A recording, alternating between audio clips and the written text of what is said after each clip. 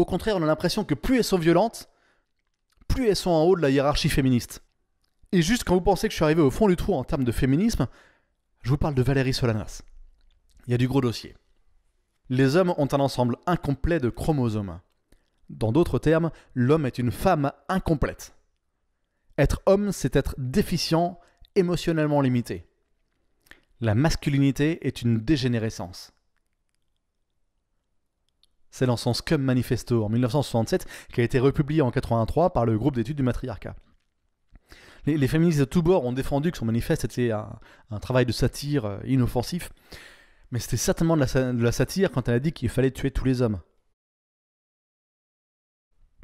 Puis c'était certainement de la satire en 1968 quand elle a shooté son mari. Puis elle a dit à la police, ce mec avait trop de contrôle sur ma vie. Et pour elle, ça mérite la mort, exactement comme dans ses écrits. Donc ses écrits sont pas de la satire, ses écrits c'était de la préméditation. Ou alors je comprends pas l'humour qu'il y a à tirer sur un mec. Oh, j'allais oublier. Vous avez reconnu le mec sur la photo? C'est Andy Warhol. Cette féministe a changé le cours de l'histoire de l'art en shootant Andy Warhol. Donc vous pensez bien qu'elle a fini éhontée en prison, oubliée. Elle a fait 1 an de prison. Et son manifeste a donné naissance à un courant de pensée, repris notamment en Suède par un groupe de féministes, qui s'appelle Scum. Voici une vidéo de ce même groupe, Scum. Je ne vous mets pas le lien de la vidéo d'origine parce que c'est vraiment traumatisant. Je vous la présente en censuré.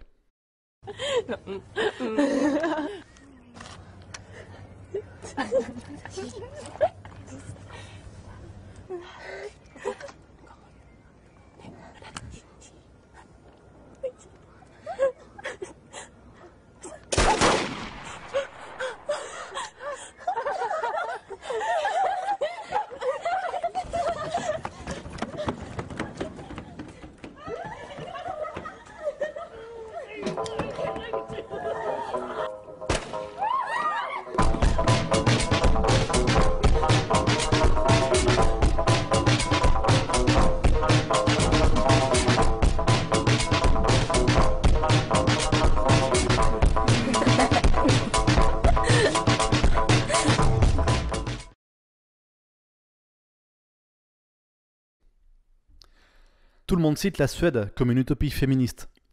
Mais effectivement, là-bas, on peut faire ce genre de travaux.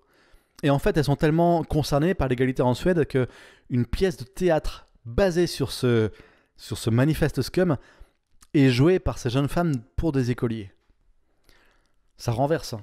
Et vous vous dites que ça aurait pas lieu en France. Bon, et puis vous vous dites quand même, les Français, ils parlent beaucoup de la Suède en positif quand même.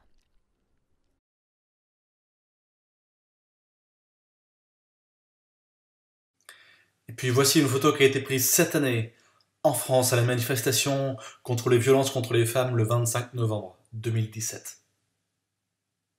Women's Vendetta, Female Revenge. C'est très pacifiste.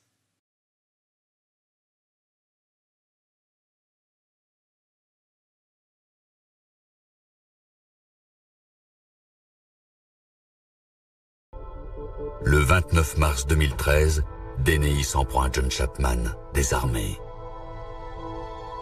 John Chapman était inoffensif, un homme gentil. Et il devait dormir ou était peut-être engourdi par l'alcool quand Deney l'a tué. Elle l'a poignardé à la gorge une fois, sectionnant la carotide, puis 5 fois de suite dans la poitrine avec une violence telle qu'un de ses coups a brisé le sternum. Le cœur a également été percé. Une telle frénésie, c'est difficile à comprendre, mais c'est une preuve de ce que les scientifiques appellent l'escalade. Première victime, 1 coup de couteau, deuxième victime, 6 coups de couteau. C'était tellement triste de savoir qu'un homme sans défense s'était fait tuer. De savoir ce qu'elle lui a fait et comment, ça nous a brisé le cœur à tous. De plus en plus confiante, Deney se montre de plus en plus violente à chaque nouvelle victime. Ce qui est frappant dans le cas de Joanne Dennehy, c'est qu'elle se sert d'un couteau afin d'attaquer un homme costaud, ce qui rend l'acte très personnel et très proche. On ne parle pas du canon d'une arme à feu, qui est assez impersonnel, ni d'une arme contendante, encore moins d'étranglement. De fait, une femme n'est la plupart du temps pas assez forte pour étrangler un homme solide. Non, il s'agit d'une jeune femme qui poignarde quelqu'un à plusieurs reprises. Et pour cette seule raison, qui fait d'elle une tueuse assoiffée de sang, je ne saurais décrire à quel point elle est mauvaise. Elle fait partie de la pire espèce. On dit souvent que le poison est l'arme fétiche des femmes. On voit parfois d'autres moyens, oui. Mais un couteau, cela reste une méthode très masculine. Certains en sont même arrivés à dire que Dennehy cherchait à se sentir plus masculine, plus virile que les hommes de son entourage, car elle les voyait comme des faibles sans caractère qu'elle devait avoir à sa botte, s'octroyant ainsi un statut d'homme. Toutefois, Dennehy compense un rôle par un autre, celui de femme fatale, manipulant les hommes par ses charmes avant de changer de personnalité sans crier gare. Il est assez facile de faire ressortir les aspects masculins de Joanne Dennehy, car ce sont les plus évidents. Ses agressions, cette violence, ainsi que le côté extrêmement brutal de ses meurtres. Pourtant, je ne pense pas qu'elle se comporte ainsi en permanence. Cela ne l'aiderait évidemment pas toujours. Elle savait se montrer plus féminine et discrète. En quelque sorte, elle sait adapter sa personnalité, et cela rend une analyse de son cas très compliquée. Après le meurtre de John Chapman, Dennehy n'hésite pas à continuer son massacre. Le jour même, elle frappe de nouveau et scelle son sort. Plus tard dans la journée, elle attire chez elle Kevin Lee, son patron et amant, propriétaire de l'immeuble. Cette fois, Dennehy n'est pas d'humeur à folâtrer. Il lui faut une nouvelle victime afin d'assouvir sa soif de sang. Ce 29 mars 2013, Kevin Lee ne sortira pas de chez elle vivant. Joanne Dennehy est au cœur d'un vrai massacre. Après avoir ôté la vie à Łukasz Labozewski, immigrant polonais de 31 ans, 10 jours plus tôt, Dennehy a assassiné John Chapman, 56 ans, et s'est trouvé une nouvelle proie en la personne de Kevin Lee, son propriétaire. Christina se lance dans une traque hâtive, inconscient qu'il est déjà trop tard. Dennehy a déjà frappé. Elle a poignardé Kevin Lee à mort dans la même maison de Rolston Gars où elle a tué Łukasz Labozewski 10 jours plus tôt. Lee est la troisième victime de Dennehy.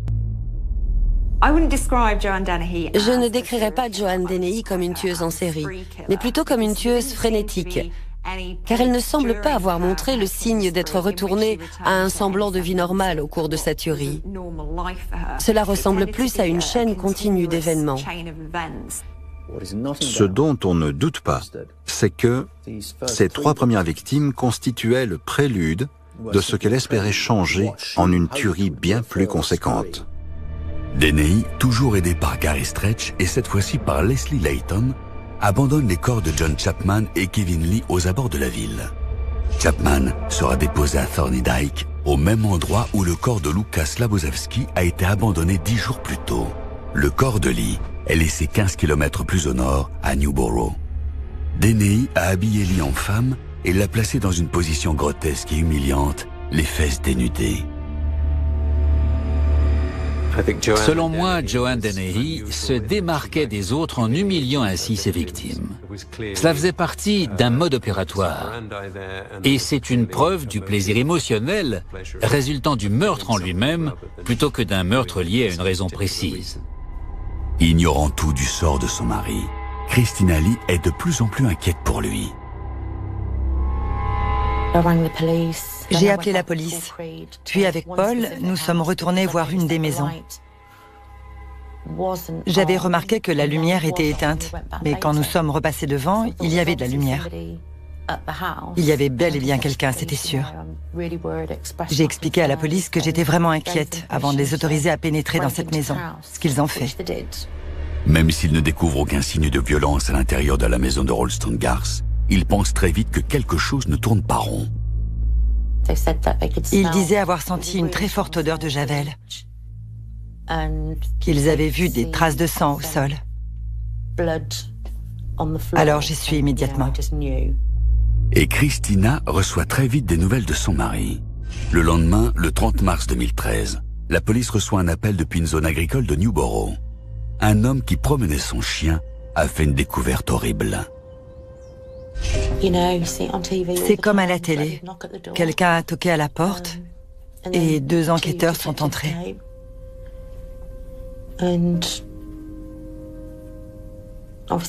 Ils n'avaient pas encore pu identifier le corps à ce moment-là. La police commence à tracer le portrait d'un tueur en fuite bien déterminé à semer le mal sur son chemin. Quand le tueur frappera-t-il encore? Il faut découvrir qui il est et nous devons agir très vite. Les enquêteurs ne tardent pas à retrouver la voiture brûlée de Kevin Lee. Christina leur a donné le numéro de téléphone de DNI et grâce à cela, ils trouvent un indice majeur.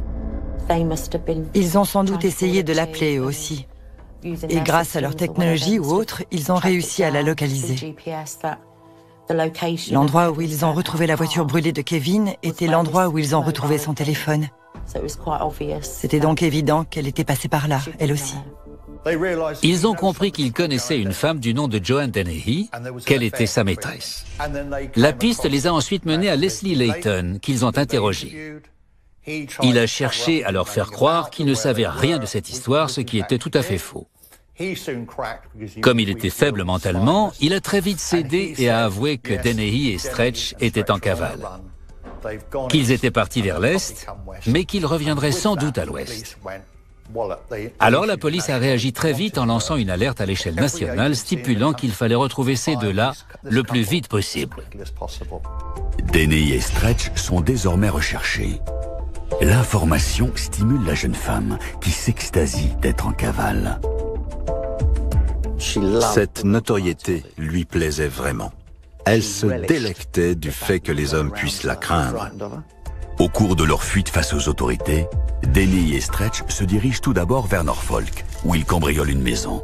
Par la suite, ils décident de traverser le pays en direction de Hereford, où ils prévoient de vendre leur larcin pour financer leur fuite. Cela fait 4 jours depuis les meurtres de John Chapman et Kevin Lee. Le 2 avril 2013, en compagnie de Mark Lloyd, Dennehy entre dans une épicerie de Hereford à 15h30. D'après ces images de vidéosurveillance, elle semble menacer l'hôtesse de caisse. Seulement 10 minutes plus tard, Dennehy, lors d'une attaque complètement arbitraire, tente d'assassiner un 4e homme. Elle agit sous le coup de la colère et de sa soif de sang. Elle a bu un quart de bouteille de whisky et a beaucoup fumé quand tout à coup, elle voit cet homme qui promène son chien dans la rue. Et elle dit à Stretch, « Arrête-toi, gare-toi, je veux le tuer. » Un couteau à la main, Dennehy bondit hors de la voiture et court après l'homme pour le poignarder dans le dos. La malheureuse victime de Dennehy s'appelle Robin Bereza, pompier retraité de 63 ans. Ses intentions sont très claires. « Je vais te tuer », a-t-elle dit au pompier. « Tu vas souffrir, je vais te tuer. » Elle lui plante ce couteau à cran d'arrêt, dans le dos, encore, et encore, et encore. L'homme croit alors avoir été simplement frappé. Mais quand il se retourne, il constate qu'elle est couverte de son propre sang. Il s'effondre, alors elle s'éloigne tranquillement, remonte dans sa voiture et dit à Stretch, « Trouvons-en un autre. » Sur le siège arrière, Dennehy prend le temps de faire un selfie. Aussi incroyable que cela puisse paraître, elle n'a pas terminé. L'ivresse s'empare d'elle et elle se met en chasse de sa prochaine victime. 10 minutes plus tard, elle repère un autre homme en train de promener son chien et la scène se renouvelle. Elle descend de la voiture, Stretch s'est garé, elle descend avec ce couteau, s'approche de l'inconnu, puis le poignarde, encore, et encore, et encore. Imaginez-vous le choc. Cet homme n'a probablement même pas compris ce qui se passait. Elle lèche le sang de cet inconnu sur la lame. Il est pris de vertige avant de s'effondrer, tandis qu'elle prend le chien et retourne à la voiture comme si de rien n'était. Une autre voiture passe alors et elle salue les passagers. Une fois bien installée, elle dit à Stretch de redémarrer.